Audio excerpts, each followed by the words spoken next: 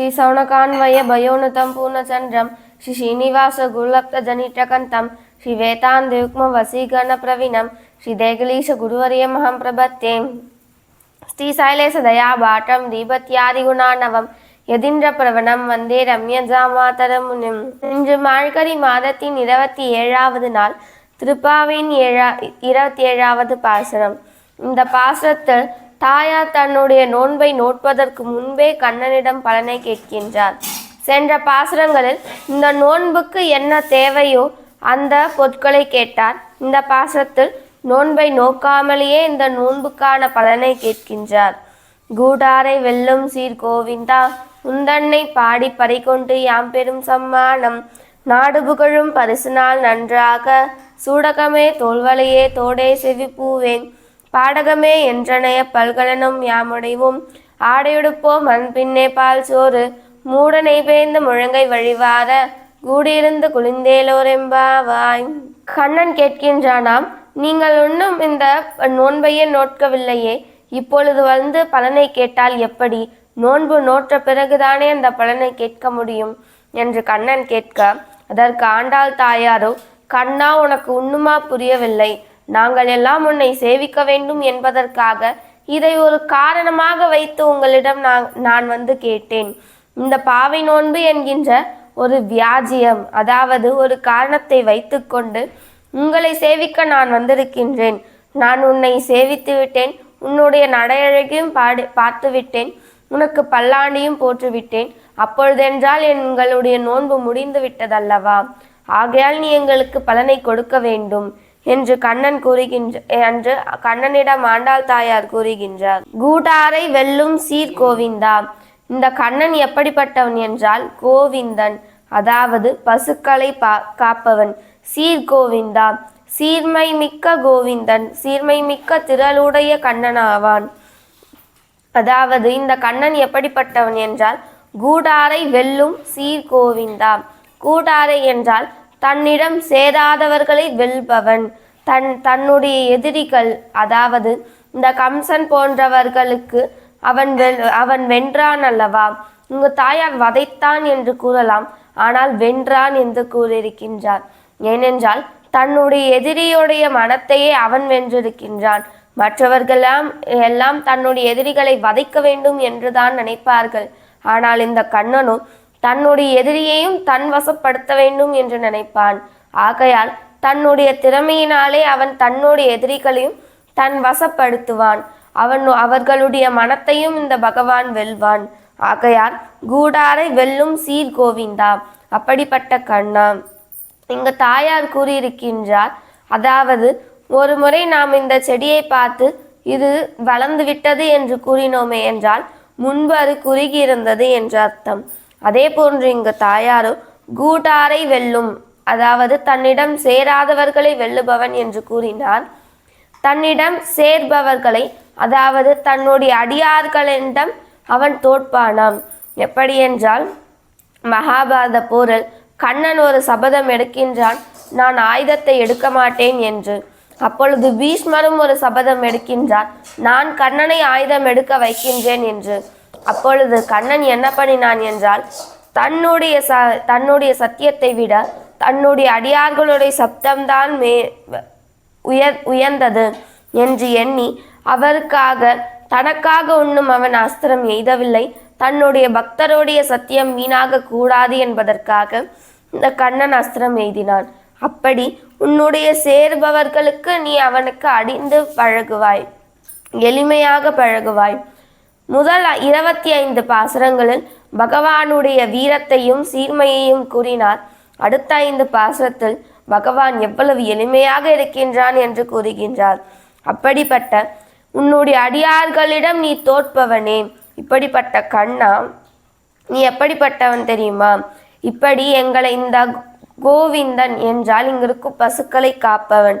கூடாரை வெல்லும் சீர் கோவிந்தா, உந்தனை பாடி பறை கொண்டு யாம் பெரும் சம்மானம். அதாவது நாங்கள் எல்லாம் உன்னை பாட வேண்டும் என்பதற்காக வந்தோம். அதுவே எங்களுடைய பறை. அந்த பறையும் எங்களுக்கு பூர்த்தி ஆய்விட்டது. நீ எங்களுக்கு சம்பாவனம் கொடுக்க வேண்டும். இங்கு சம்பாவனம் என்றால் கிருஷ்ண பக்தியே அது. அப்படிப்பட்ட கிருஷ்ண பக்தி நீ எங்களுக்கு கொடுக்க வேண்டும். எப்படி என்றால், நாடு புகழும் பரிசினால் நன்றாக நீ எங்களுக்கு பலனை கொடுக்க வேண்டும். எப்படி என்றால், இந்த நாட்டில் இருக்கும் அனைவருமே பார்த்து பொறாமைப்படும்படியாக அது இருக்க வேண்டும்.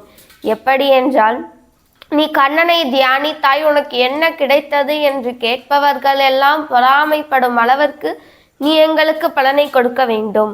எப்படி அர்ஜுனன் ஒரு முறை அர்ஜுனன் கண்ணனிடம் இருந்தான்.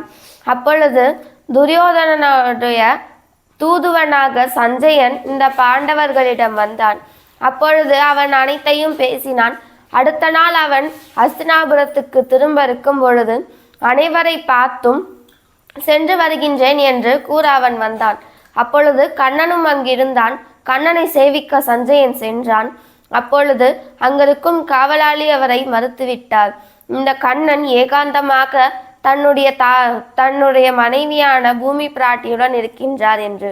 அதற்கு சஞ்சயனோ, ஒரு நிமிடம் நான் பார்த்துவிட்டு செல்கின்றேனே என்று கேட்டான். அதற்கு அந்த காவலாளியும் ஒப்புக்கொண்டார். சஞ்சயனோ உள்ளே சென்றான். அங்கு பார்த்தான். இந்த பூமி பிராட்டினுடைய மடியில் கண்ணன் அழகாக படுத்து கொண்டிருந்தான். கண்ணனுடைய திருவடி அர்ஜுனனுடைய மடியில் இருந்தது. அர்ஜுனனுடைய பாதம் இந்த திரௌபதியினுடைய மடியில் இருந்தது.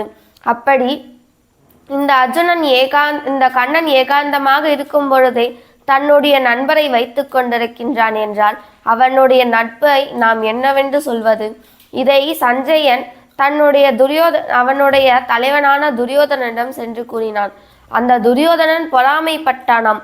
இவ்வளவு பெரிய கண்ணன் இவன் ஏகாந்தமாக தாயாருடன் இருக்கும் பொழுதே தன்னுடைய மித்திரனான அர்ஜுனனை வைத்து கொண்டிருக்கின்றான். இந்த கண்ணனோ இந்த போரில் அர்ஜுனனை விட்டு விடுவானாம் என்று அதை நினைத்து கொண்டு அந்த துரியோதனன் அதை நினைத்தே தன்னுடைய பாதி பிராணனை அவன் விட்டு விட்டானாம். அப்படி இந்த உலகோர்கள் எல்லாம் பார்த்து பொறாமைப்படும் அளவுக்கு நீ எனக்கு பலனை கொடுக்க வேண்டும்.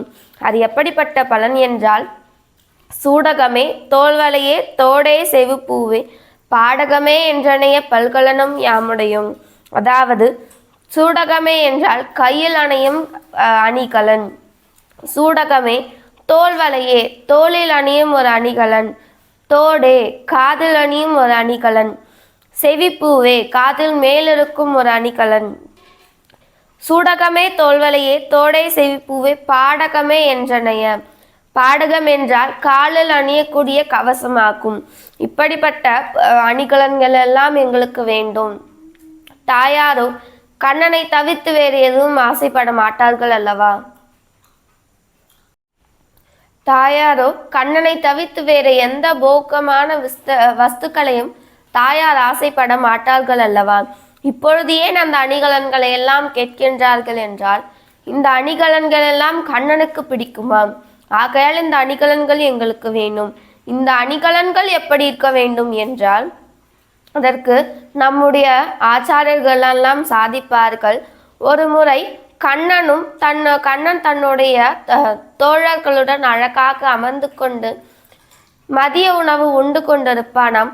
அப்பொழுது பிரம்மா இந்திரன் எல்லாம் பார்த்து, இவ்வளவு பெரிய கண்ணன் இப்படி இந்த ஆயர்பாடியில் இருக்கும் கோபாலரிடமா விளையாடுவது என்று எண்ணி அங்கிருக்கும் கன்றுக்குட்டிகள் அவருடைய நண்பர்கள் அனைவரையும் அந்த பிரம்மாவும் இந்திரனும் கடத்தி சென்று விடுவார்களாம். அப்பொழுது கண்ணன் என்ன பண்ணுவான் என்றால், தன்னுடைய உருவத்திலேயே அவருடைய நண்பரையும் தானே வந்து இருப்பானாம். அதை பார்த்த பிரம்மா வியந்து போயிருப்பார். கண்ணனிடம் சமை வேண்டி அந்த பிரம்மா அவரிடம் சரணாகதி பண்ணுவார். அப்பொழுது கண்ணன் தன்னுடைய அனைத்து உருவங்களையும் மறைத்து கொண்டு விடுவானாம். அதே போன்று இந்த அணிகலன்களாக நீயே எங்களுக்கு அணிகலன்களாக வேண்டும். ஏனென்றால் நாங்கள் 2வது பாசுரத்தில் கூறினோம், நெய்யுண்ணோம் பாலுண்ணோம் என்று. அப்பொழுது நீ எங்களுடன் இருக்கவில்லை, இப்பொழுது நீ எங்களுடன் இருக்கின்றாய். ஆகையால் இப்பொழுது எங்களுக்கு இது ருசிக்கும், நீ எங்களுக்கு வேண்டும். ஏனென்றால் ஆடையுடுப்போம், அதன் பின்னே பால் சோறு. நாங்கள் உன்னை பார்த்த சந்தோஷத்தில் புத்தாடை அணிந்து கொள்வோம். நாங்கள் பால் சோறு சாப்பிடுவோம், மூட நெய் பேய்ந்து, அதாவது நாங்கள் அக்கார அடிசில் சாப்பிடுவோம். எப்படி என்றால் அதனுடைய நெய் எங்களுடைய முழங்கை வரைக்கும் வர வேண்டும். அப்படிப்பட்ட அக்காரடிசில் நாங்கள் சாப்பிடுவோம். முழங்கை வழிவார கூடியிருந்து குளிர்ந்தேலோர் எம்பாவாய். நாங்கள் கூடியிருந்து இதை நாங்கள் அனுபவிப்போம். இப்படி இந்த பாசுரத்தில் பகவானிடம் தன்னுடைய பலன்களை வேண்டுகின்றார் தாயார். ஸ்ரீமதே ராமானுஜாய நமஹ.